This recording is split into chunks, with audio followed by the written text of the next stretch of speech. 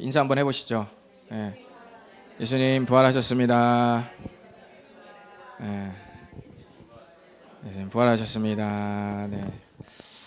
네. 저는 제 뒤에서 누가 찬양을 같이 불러서 저는 김지윤 집사님인 줄 알았어요. 그랬더니 경현 형제가 찬양을 불렀던 상당히 목소리가 의젓하시네요. 네. 중후하고 아주 멋집니다. 네. 오늘은 부활주일입니다. 옛날 우리나라는 아이를 낳으면 사망률이 높았습니다. 아시죠? 1920년대 조사해 보니까 1920년, 그러니까 지금으로부터 한 100년 전쯤에는 1000명 기준으로 아이를 낳으면 몇 명이 죽었냐면 350명이 죽었습니다. 자, 그런데 굉장히 많이 죽은 거죠. 여러분, 1000가정에서 350가정이 눈물을 흘려요. 아이를 낳으면. 굉장히 큰 거죠. 그래서 아이를 낳으면 그 당시는 그 아이에게 별명을 붙여주곤 했습니다. 그 별명이 뭔지 아세요? 아시면은 제가 여러분에게 꽃동네 아메리카노 쿠폰을 바로 사장님께 제가 쏘도록 하겠습니다. 이 생명을 붙들어 달라고. 네? 돼지? 네, 돼지. 네, 네. 그래서 이 아이가 정말 죽지 않기를 바라는 그 마음으로 부모들이 지어주었던 별명이 붙들이였습니다. 우리는 좀 재밌게 불렀지만 사실은 그 생명에 정말 내가 낳은 이 아기가 착 붙어 있기를 바라는 부모의 마음이었죠. 1000명에서 350명이나 죽어 나가는 이런 참 힘든 이 나라의 시절에 내 아이가 정말 살아있기만을, 잘 커주기만을 바랬던, 공부 잘하고 영특하고 이런 건 다 둘째고 건강하게 성인으로서 성장해 주기만을 바랬던 그런 마음으로 지었던 별명입니다. 물론 호적에는 본명을 적었죠. 하지만 일상생활에서는 우리가 붙들이 어디 갔어? 붙들이 이렇게 부르면서 살았다는 것입니다. 삶과 죽음이 우리 삶에 가까이 있을 때 사랑하는 자식이 끝까지 살아남기를 바라는 마음이 늘 우리나라 역사에 있었고, 붙들이라는 별명이 바로 그 증거라고 볼 수 있죠. 빌립보서 3장 12절에서 바울은 무엇인가를 붙들기 위해 나는 그것을 붙들려고 쫓아가고 있습니다 라고 이렇게 말하고 있습니다. 우리는 그동안 계속 빌립보서 말씀을 나누고 있는데요, 지금 1장을 나누고 있습니다.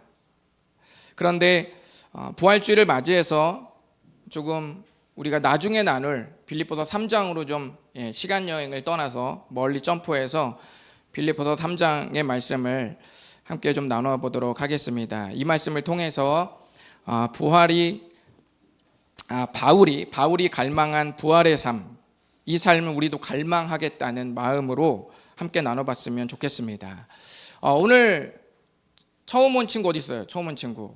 네, 내려요. 네, 오늘 처음 온 친구는 조금 어려울 수 있어요. 그런데 우리 교회는 2부 예배가 있어요. 2부 예배. 2부 예배는 어떤 시간이냐? 밥 먹는 시간이에요. 그러니까 이 시간이 조금 어렵다 하는 친구는 2부 예배 때 은혜를 받으면 되고, 2부 예배를 마치면 우리 새로운 친구에게 맞춰주는 시간이 또 있어요. 그러니까 전혀 걱정하지 않으셔도 됩니다. 아셨죠? 그러니까 편안하게 주무시지만 말고 잘 들으세요. 아셨죠? 네. 먼저 오늘 말씀을 나눠보기 전에 낯선 길에 대한 안정감을 느끼는 두 가지 방식을 여러분이 머리에 염두에 두시고 오늘 말씀을 나누면 좋을 것 같습니다. 여러분, 낯선 길을 우리가 간다고 생각해 보시면 좀 어떻게 안정감을 가질 수 있을까? 크게 두 가지가 있는데, 요즘에는 어때요? 요즘에는 낯선 길을 가는 게 불안하지 않죠. 왜냐하면 내비가 다 있잖아요. 근데 저는 내비가 없던 시절에 면허를 땄거든요. 근데 제가 소문난 길치이기 때문에 지방에 가는 일정이 잡히면 그렇게 불안할 수가 없었어요. 아마 이것은 길을 잘 모르는 사람은 길을 잘 하시는 분은 아마 모르는 고통일 겁니다. 길을 전혀 모르는데 내비가 없는 시절에 목사님을 모시고 지방을 가야 되는 그 불안, 그 고통, 여러분이 아마 잘 모르실 겁니다. 특히나 저희 원로 목사님은 저와는 정반대의 사람이에요. 한 번 간 길은 절대로 죽을 때까지 잊지 않으시는 겁니다. 자, 한 번 에피소드는 뭐가 있냐면 어떤 성도님을 모시고 아주 저 아랫지방을 저와 함께 그분이 우리 원로 목사님 운전해서 내려가셨는데 아주 구석구석 골목골목을 찾아 들어가시는 거예요. 그래서 아니 여기를 와보셨나 그랬더니 20년 전에 와봤다는 거예요. 20년 전에 와봤는데 별로 안 바뀌었다. 그렇게 하시면서 거기를 찾아 들어가시더라고요. 그러면 내가 깜짝 놀랐죠. 나와는 전혀 다른 부류의 사람이구나. 이런 분을 조수석에 앉히고 지방을 가야 되는 그 고통 여러분은 모르실 겁니다. 저 같은 길치들에게는 정말 불안할 수밖에 없는 것이죠. 게다가 만약에 여러분 같은 나라 안에서 돌아다니는 게 아니라 낯선 나라일 경우면 그 낯선 길은 더 불안할 수밖에 없습니다. 불안함을 해결하는 첫 번째 방법은 미리 전부 알아두는 겁니다. 그러니까 내가 어떤 경로로 갈지, 어디를 갈지, 누구를 만날지, 거기서 뭘 먹을지, 어떻게 지낼지를 일일이 전부 확인해서 알아보는 거죠. 뭐 구글 지도를 보든지 로드뷰를 보든지 해가지고 싹싹들이 다 검색해서 눈으로 익히고 확인해 두는 겁니다. 그러면 우리가 낯선 곳을 아직 가지는 않았지만 어때요? 많이 알아두었기 때문에 불안함이 조금 해소되죠. 이것이 첫 번째 방법입니다. 그렇다면 낯선 길에 대해서 안정감을 느끼는 두 번째 방법은 뭘까요? 그것은 보여드린 바대로 나를 인도해 줄 사람을 신뢰하는 겁니다. 나는 잘 모르는데 낯선 길을 아주 잘 아는 분을 신뢰함으로 안정감을 갖는 거죠. 당신만 믿습니다. 이렇게 하고 그냥 가는 겁니다. 이렇게 안정감을 갖고 가는 거죠. 제가 오늘 요르단을 가는데 조금 불안합니다. 아는 게 없어요. 아는 게 없는데 저한테 선교사님이 말씀하셨습니다. 요르단은 밤에는 가끔 미사일이 돌아다닌다. 근데 요르단 사람들은 요르단에 떨어지는 게 아니기 때문에 크게 뭐 개의치 않는다는 말을 저한테 해주셨습니다. 가기 전에 답사할 곳을 공부하고 뭔가 제 계획은 그래요. 답사할 곳을 뭔가 미리 지명도 찾아보고 원고를 써서 거기서 제가 내영혼의 홈트 묵상을 제가 찍으려고 했거든요. 사실은 제 계획은 그렇습니다. 그러고 싶었는데 그럴 시간이 없었고 그럴 여유도 없었습니다. 저는 고난주간에 정말 고난을 경험했어요. 그러니 오늘 떠난 요르단에 대해 제가 아는 게 정말 아무것도 없습니다. 그러니까 선교사님도 제가 몇 번 물어보니까 불안했는지 저에게 이런 카톡을 보내왔습니다. 목사님, 여권하고 요르단 패스만 잘 챙기세요. 맨 마지막을 보십시오. 맨 아랫단을 보시면 요르단에 도착만 하시면 제가 책임집니다. 이렇게 말씀을 하시면서 더 이상 나에게 질문하지 마라 라는 멘트를 날렸습니다. 저는 이거 바라보고 가는 거죠. 일단 오시면 제가 책임집니다. 저는 이분만 보고 아무것도 몰라요. 그냥 생 바보야. 가면은 요르단 미아될 수도 있어. 그냥 누구한테 잡혀갈 수도 있고. 맨날 울면서 런닝구 입고 이렇게 나오면 여러분 꼭 기도해 주셔야 됩니다. 그러니까 제가 책임집니다. 이분의 말이 안정감을 주는 것이죠. 이렇게 당사자는 아무것도 모르는데 거기서의 일정을 책임져 주시는 선교사님을 신뢰해서 안정감을 갖는 방식이 두 번째 방식이라고 할 수 있겠습니다. 만약 우리가 낯선 길을 인생으로 비유해 보시고 인생길을 걸어간다고 한번 생각해 보시죠. 예를 들어서 13살인 친구는 인생길을 몇 년? 13년을 걸은 것이고요. 우리 16살 중3 친구는 인생길을 16년 걸은 셈이 되는 것이죠. 자, 그러면 우리가 아까 말한 대로 낯선 길을 가는 방식처럼 한번 생각해 보는 것이죠. 우리가 첫 번째 방법으로 불안한 미래를 이번에 보는 거예요. 낯선 길이 아니라 낯선 미래, 불안한 미래를 대해서 안정감을 느끼려면 어떻게 할까? 첫 번째 방법은 어떤 거예요? 미래가 어떻게 바뀔 것인지 공부하는 거죠. 미래가 어떻게 바뀔 것인지 내가 다 공부하는 겁니다. 그리고 유명한 학자들이 말하는 미래는 이렇게 바뀔 거고 저렇게 바뀔 거라는 그런 말들, 그런 충분히 개연성이 있는 그런 말들을 유튜브, 인스타, 쇼츠, 릴스 등으로 또는 책으로 계속 보면서 공부하는 거예요. 그래서 미래가 이렇게 바뀌겠구나, 미래가 이렇게 펼쳐지겠구나라는 걸 내가 사전에 머리에 넣어 놓는 것이죠. 또는 이것과 더불어서 미래에 쓸 돈을, 미래를 준비하기 위해 쓸 돈을 통장에다 모아놓고 실질적으로 미래가 왔을 때 내가 뭔가 할 수 있는 힘을 비축하고 길러놓는 것이죠. 이렇게 하면 어때요? 어느 정도 안정감이 있습니다. 저는 이런 미래를 향한 공부와 또는 미래를 향해서 뭔가 준비하는 것이 나쁘다고 생각하지 않습니다. 그것이 뭔가 잘못됐다고 생각하지 않습니다. 왜냐하면 저도 이런 공부가 필요하다는 것을 느끼기 때문입니다. 그런데 인생에서의 미래는 특징이 있죠. 길과 달리 나만 안 가본 게 아니라 모든 인류 그 누구도 미래를 가본 적이 없다는 것입니다. 그 누구도 100% 확실하게 대답해 줄 사람이 없기 때문에 첫 번째 방법, 즉 미리 전부 알아두는 것에는 한계가 있다는 사실입니다. 미래를 비춰주는 구글 지도가 없습니다. 그리고 내비로 맞춰서 미래가 우리가 나아갈 언젠가는 갈 미래에 대한 청사진을 미리 보여주는 내비게이션도 없습니다. 그러므로 아직도 내가 다 알아야만, 내 손에 다 잡혀야만, 내가 다 확인해야만, 내가 다 통제해야 할 수 있어야지만 안정감을 갖겠다는 마음에서는 좀처럼 안정감이 찾아오지 않습니다. 적어도 미래에 대해서는 그렇습니다. 그렇다면 우리 그리스도인들은 미래에 대해 안정감을 가질 때 무엇이 중요할까? 무엇이 중요할까요? 첫 번째가 아닌 두 번째 방법, 즉 나를 인도해 줄 대상, 나를 인도해 줄 그 주님을 신뢰하는 삶에 인생을 거는 거죠. 두 번째 방법에 인생을 거는 겁니다. 그것만이 그리스도인들이 미래에 대해 안정감을 가질 수 있는 유일한 방법입니다. 바울이 붙들려고 하는 것은 바로 두 번째 방법에 대한 것입니다. 나를 인도하시는 예수 그리스도를 더 신뢰하기 위해 내가 그분을 더욱 붙들고 그분이 가는 길을 나도 바짝 붙어서 쫓아가겠다는 다짐이 바로 이 빌립보서 3장 12절에 담겨 있습니다.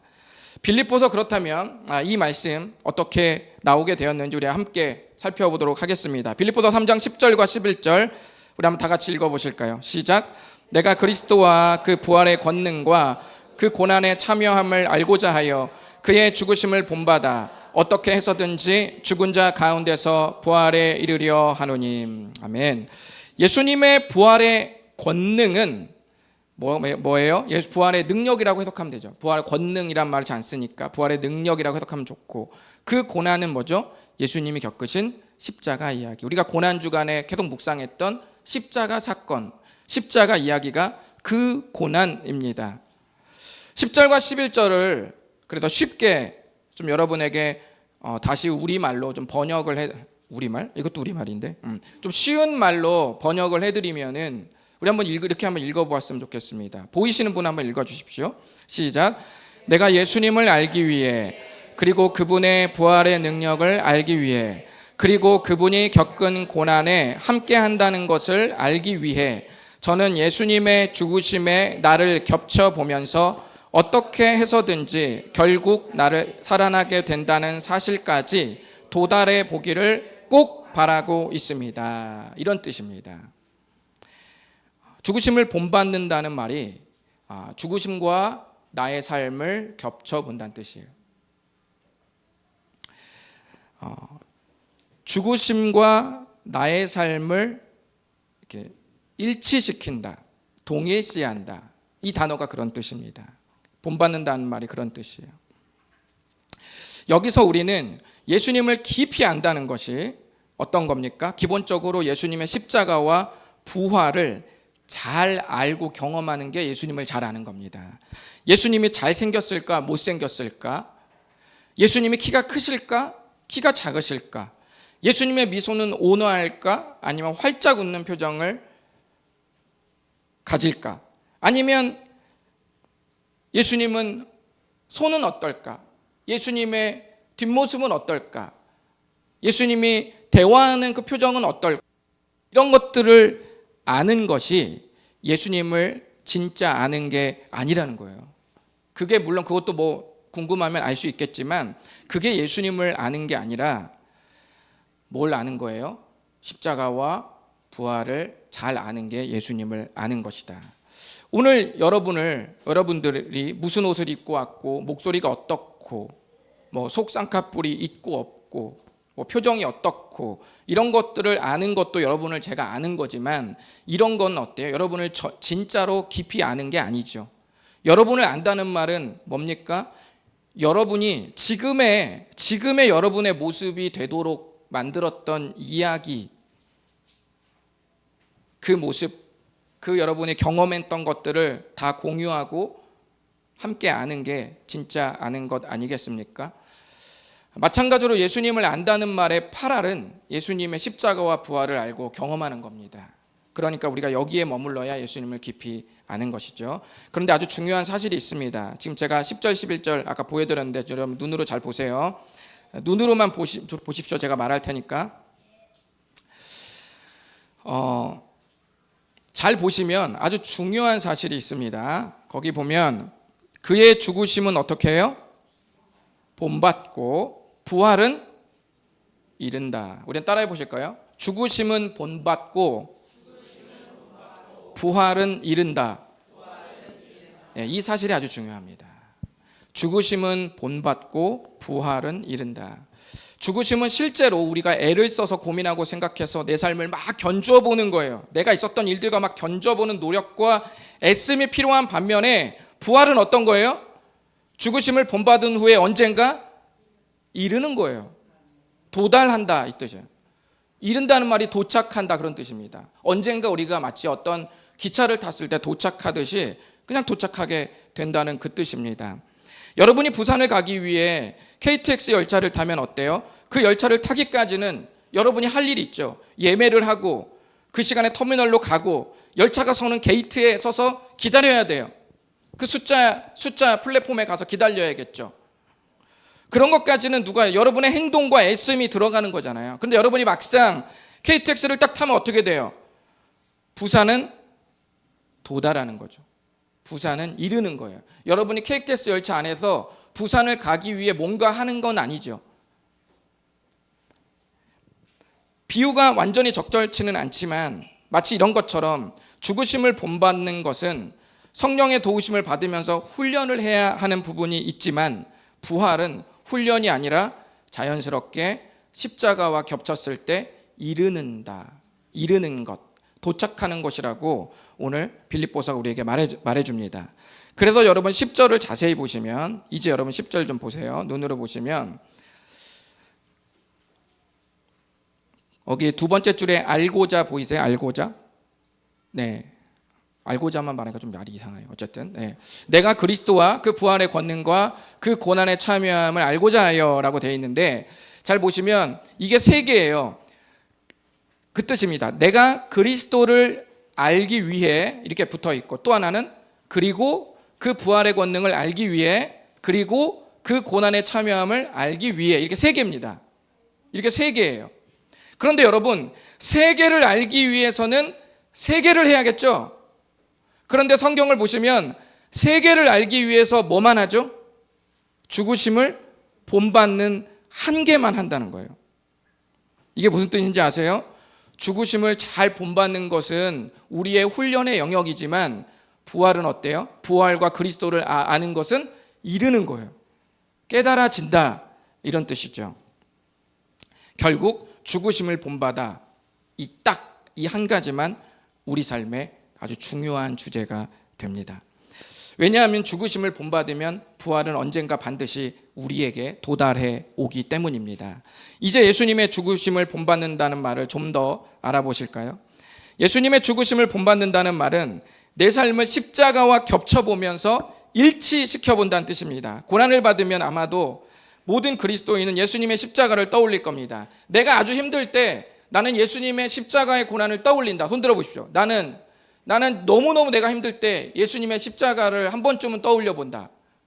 네, 이렇게 많아요. 네. 뭐야, 자랑하는 거야? 네. 그러니까 이게 애들이 더 힘든 거예요.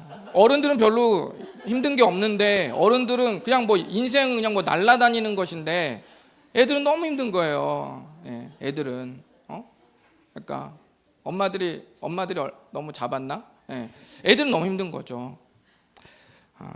근데 어른들은 또 체면상 들지 않으셨겠죠. 저는 이제 구원받은 그리스도인이라면 힘들 때 한 번쯤은 십자가의 고난을 생각한다고 저는 이렇게 추측합니다.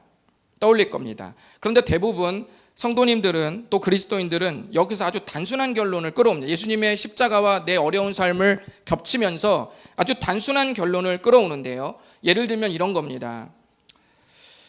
예수님도 나쁜 사람들에게 불법적으로 재판을 받고 죽으실 때까지 참으셨으니 나도 참아야 돼 라는 이런 결론. 또 하나는 예수님은 우리를 구원하기 위해 고난받으셨지만 나는 개인적인 일로 힘든 거라서 그럼 예수님의 고난과 나는 상관없는 거 아닐까? 뭐 이런 두려움 같은 거.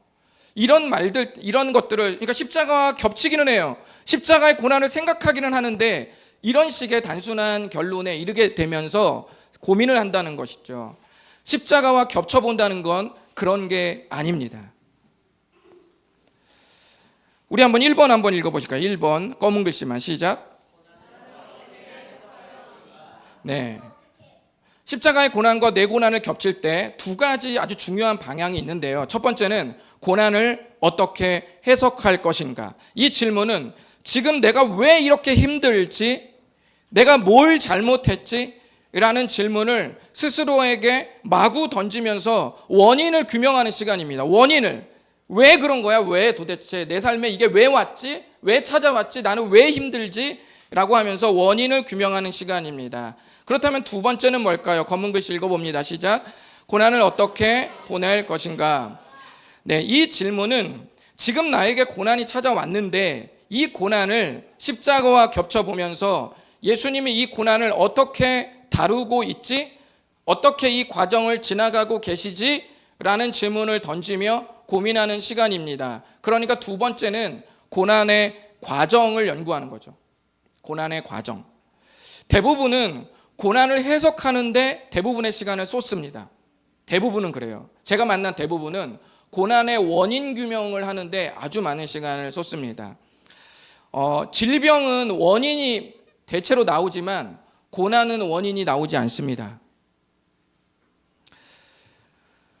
예수님의 고난을 겹쳐보면서 예수님의 고난을 막 해석해요. 예수님의 고난의 이유, 예수 고난의 종류, 예수님의 고난을 준 대상들을 막 보면서 고난의 이유가 뭐지? 고난을 어떻게 해석해야 되는 거지? 또 해석된 걸 가지고 나한테 어떻게 적용해야 되지? 라고 마구 고민을 하게 되는데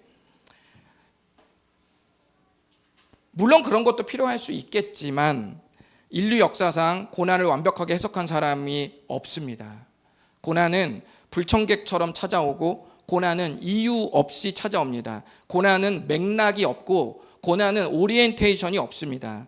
갑자기 우리 삶에 들이닥칩니다. 1번은 그래서 조금만 에너지를 쓰는 게 좋습니다. 왜냐하면 성향상 원인을 규명해야 속이 시원한 사람들이 있거든요. 그러니까 이런 분들도 있기 때문에 1번을 뭐 아예 신경을 안 쓰는 게 아니라 어느 정도 신경을 쓰는 게 에너지를 쓰는 게 좋습니다. 그러나 조금만 쓰는 게 좋습니다. 십자가와 겹쳐본다는 건 두 번째, 2번 고난을 어떻게 보낼 것인가에 아주 많은 비중이 있습니다. 1번이 10%에서 20%라면 2번은 80에서 90%에 해당됩니다. 2번의 내용을 가지고 어떤 것인가를 성경에서 배워야 합니다. 제가 예전에 유튜브에 야고보서 묵상을 올릴 때 야고보서 5장 7절의 말씀으로 과정이 목적입니다 라는 제목의 묵상 글을 올린 적이 있었습니다. 여러분은 누군가 최선을 다했지만 여러분이 이제 조언해 주시는 거예요. 누군가 최선을 다했지만 실패한 사람에게, 최선을 다했지만 자격증을 따지 못한 사람에게, 최선을 다했지만 그 점수를 맞지 못한 사람에게, 최선을 다했지만 그 미션을 결국 이루지 못한 사람에게 여러분은 뭐라고 말씀하시나요? 최선을 다한 게 뭐가 중요해? 이런 찌질한 자식, 뭐 이렇게 하시나요? 이런 실패한 루저 같은 자식, 이렇게 세게. 여러분 이렇게 상대에게 말하세요. 실패한 사람에게, 또는 점수 미달인 사람에게, 또는 취업이 안 된 사람에게, 자격증을 따지 못한 사람에게 여러분들은 이렇게 말해줍니까? 아니죠. 이런 사람은 공공의 빌런이죠. 뭐라고 말해요? 여러분은 최선을 다했잖아, 다음에 다시 도전하면 되는 거지, 괜찮아 라고 말하지 않을 겁니까? 제가 설교를 아주 개판을 쳤어도 여러분 뭐라고 했어요? 목사님 괜찮아요, 어제 최선을 다하셨잖아요, 그러실 거죠? 집에 가서 다른 사람 거 안 찾아볼 거죠? 제가 한 1주가 아니라 한 3주에서 4주 정도 4연타석 3진을 제가 했었어도 목사님 괜찮아요, 그래 최선을 다하셨잖아요 라고 하시면서 넘어가실 거예요? 아니면 4주 동안 다른 데 또 찾아보실 거예요? 우리가 다른 사람을 위로할 때는 어디에 무게를 두냐면 과정에 무게를 둔다고요. 최선을 다했잖아, 꼭 합격돼야 되는 거야? 꼭 붙어야 되는 거야? 꼭 이겨야 되는 거야? 질 수도 있지, 지는 게 인생일 수도 있지, 한순간인데 뭘 최선을 다했잖아 라고 다 여러분 그렇게 위로하시고 격려하시잖아요. 그런 위로들은 전부 과정이 중요했다는 말이고 과정을 묵직하게 여기고 하는 말들입니다. 여러분 그렇습니다. 과정이 중요하다면 우리가 고난을 만났을 때도 똑같습니다. 보통 사단은 우리가 고난을 당할 때 결과를 무너뜨리지 않습니다. 뭘 무너뜨리죠? 과정을 무너뜨리지 않습니다. 과정을 무너뜨립니다. 그러니까 연봉은 오르게 하고 과정은 더 밝히기 어렵게 만들고, 얻는 거 더 많게 얹어주고, 그러나 그거를 얻는 데에 필요한 과정과 노력은 그만큼 들이지 않도록 사단은 언제나 그런 방법을 씁니다. 결과를 무너뜨리지 않아요. 과정을 무너뜨립니다. 왜 그렇습니까? 과정이 중요하기 때문입니다. 야, 컨닝해. 수단과 방법을 가리지 말고 1등 시켜. 야, 걔도 막 나가는데 너 많이 참았는데 걔 막 나가자. 걔도 막 나가는데 너도 막 나가. 너도 막 나가지 말란 법 있어? 너도 본때를 보여줘. 너도 이빨을 드러내라고. 발톱을 드러내 라고 말하면서 상대에게 아작을 내라고 그렇게 마음을 주죠. 야, 네가 예수님을 믿어서 좋은 게 뭐가 있냐?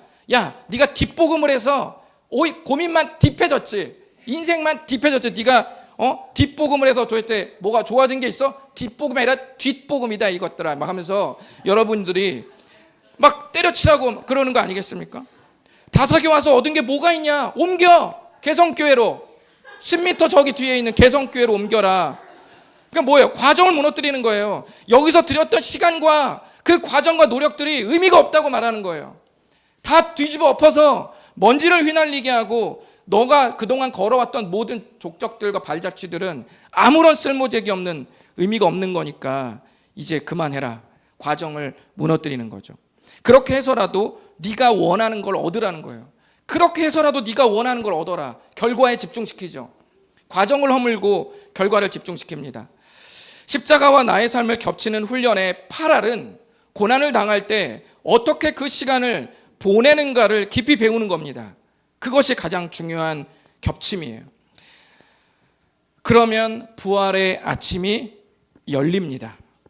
십자가를 깊이 이해하면 십자가의 끝이 아니라는 사실을 알게 되고, 성경 구석구석에서 부활이 당신의 인생을 밝혀줄 것이라는 사실을 깨닫게 됩니다. 부활은 단순히 다시 산다는 말이지만 그 말 안에는 모든 게 다 담겨 있어요. 몸이 다시 사는 게 뭐가 그렇게 의미가 있죠? 아니요, 그런 말이 아니에요. 그것뿐만 아니라 다 들어가 있습니다. 뭐가 들어가 있습니까? 기울어진 세상이 언젠가 공정하게 다뤄질 날, 억울한 시간들이 원상 복구되는 날, 내가 인생을 살면서 원인을 알 수 없었던 수많은 질문과 의구심의 나날들에 대해서 고개가 끄덕여질 날, 그날이 부활의 날과 전부 다 겹쳐 있다는 사실입니다. 연결되어 있습니다. 2000년 전 사람들은 예수님을 죽일 때 자기 자리를 지키기 위해 거짓 증인까지 세웠고 공권력까지 이용해서 십자가에 예수님을 매달았습니다. 그들은 예수님을 죽이고 문제가 다 해결되었다고 생각했으나 예수님은 3일 만에 다시 살아나셨고 현재 실제로 살아계신 상태로 우리를 다스리고 계십니다.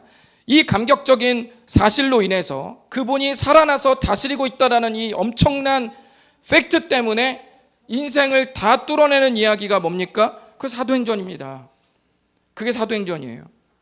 이 역전의 삶은 이제 사도행전 28장을 거슬러서 이제 우리에게로 넘어왔습니다. 이제 여러분이 그 역사를 쓰실 차례입니다. 고난의 원인을 밝혀내는데 모든 시간을 쏟지 말고 십자가에 여러분을 겹쳐보는 시간에 많이 머무르시기를 부탁드립니다.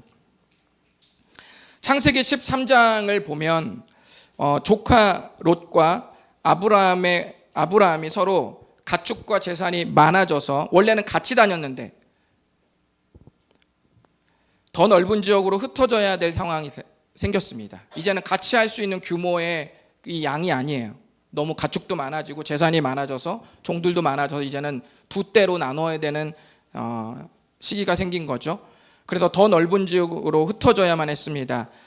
아브라함은 조카 롯에게 먼저 선택권을 줍니다. 네가 원하는 대로 먼저 좋은 땅을 고르라는 거죠. 여러분들 같으면 양보할 거예요? 어떻게 하실 거예요? 여기 어디 분당이나 어디 일산 이런 게 있고 하나는 여기 우리 여기 공원 여기 세평 공원 이렇게 두 개밖에 없는데 여러분들 어떻게 고르라고 하시겠어요? 아니면 여러분이 먼저 고르시겠어요? 예? 거의 그런 격이에요. 거의 그런 격입니다. 아브라함은 조카 롯에게 네가 먼저 원하는 땅을 골라라라고 말합니다. 그러자 이 롯이 드디어 눈을 듭니다. 이제 보는 거죠. 쫙 훑어보는 겁니다. 그랬더니 뭐가 들어옵니까?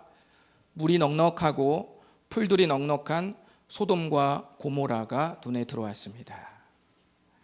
너무너무 좋은 거죠. 오늘날로 말하면 어떤 겁니까? 강남 8학군, 파주 운정, 동탄 뭐 이런 식 아주 핫하거나 이미 핫하거나 아니면 아주 이미 많이 핫해지고 있는 그런 지역에 해당할 겁니다. 이런 지역들이 눈에 들어왔어요. 그래서 롯은 바로 그곳에 꽂혔습니다. 그리고 거기를 곧바로 선택했어요. 그런데 성경은 찝찝한 구절을 하나 거기다 넣어놨습니다. 그 뭡니까? 13절에 보니까 소돔과 고모라인데 그 지역은 여호와 앞에 악하다. 삶의 방식, 문화 모든 면에서 그랬던 곳입니다. 그렇지만 물이 넉넉하고 살기에 풍족한 곳이었죠. 어쨌든 롯이 그곳을 선택하고 떠났습니다. 아브라함이 이제 하나님과 단둘이 남습니다. 아브라함이 아직 고르지 않았어요. 그런데 하나님께서 먼저 말씀하십니다. 우리 한번 읽어보실까요? 시작.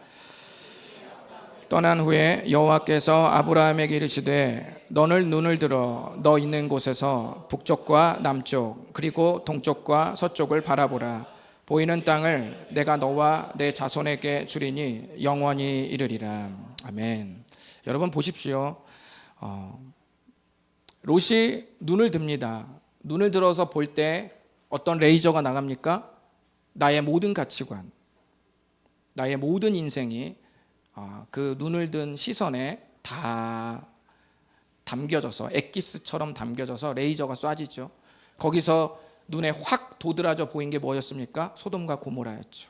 그런데 아브라함이 먼저 롯에게 선택권을 줬다는 말은 무슨 의미입니까? 아브라함은 그것이 최고로 중요하지는 않다. 그게 쓸모없다는 말이 아니라 그게 최고로 중요하지는 않다는 가치관이 있죠. 그러니까 롯에게 먼저 선택권을 줄 수 있었습니다. 서열상으로도 아브라함이 전혀 먼저 선택해도 아무런 문제가 없는 상황이거든요. 그런데 여기서는 어떻게 됩니까? 누가 눈을 들라고 말해요?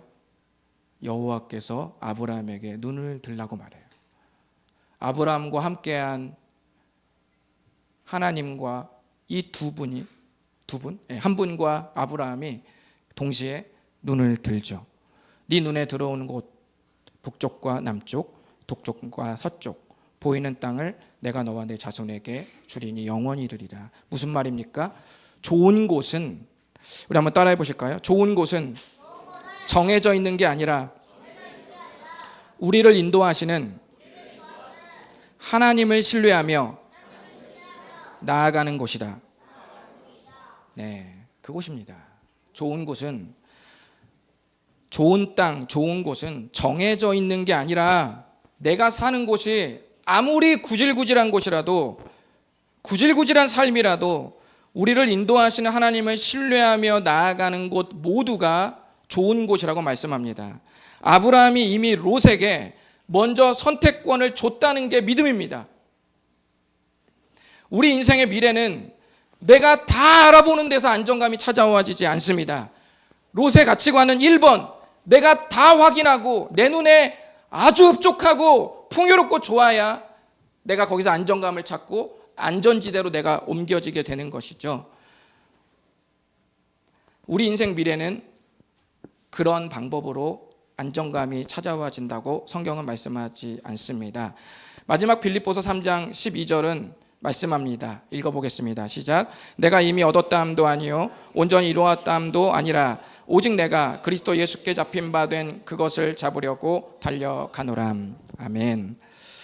아직은 내가 다 깨닫고 이루었다는 말은 아니에요. 바울이 말하죠. 겸손하죠.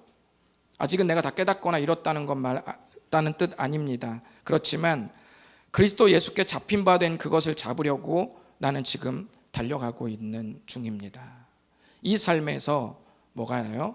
승부가 나고 안정감이 찾아온다는 말씀입니다.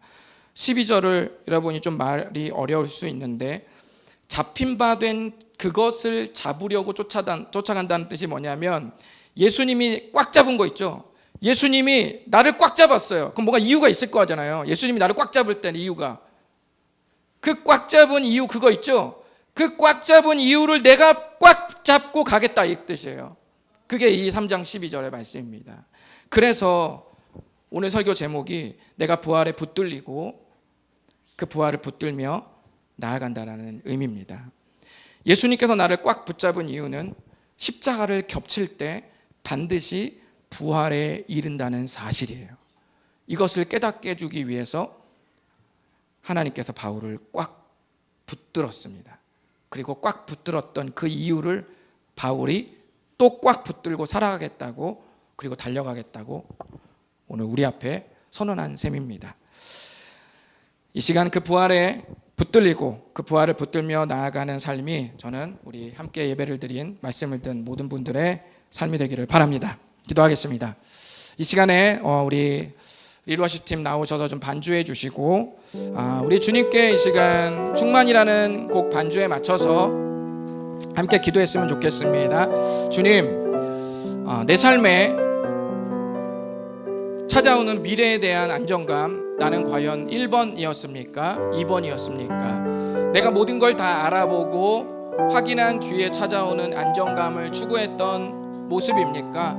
아니면 나를 인도해 주는 분을 신뢰하는 것에 모든 걸 걸고 그 안에서 안정감을 찾으려는 모습이었습니까? 나는 과연 어떤 모습의 안정감을 가지고 살았을까요? 주님, 이 시간 부활의 주일날, 부활의 아침에, 이 오전에 주님께 나아갑니다. 주님, 도와주십시오. 주님, 나의 삶이 영원토록 나를 인도해 주실 그분을 신뢰하는 그 삶에 나를 드리고 나를 바치는 그런 삶 살도록 도와주시옵소서. 이 시간 다 같이 기도하겠습니다.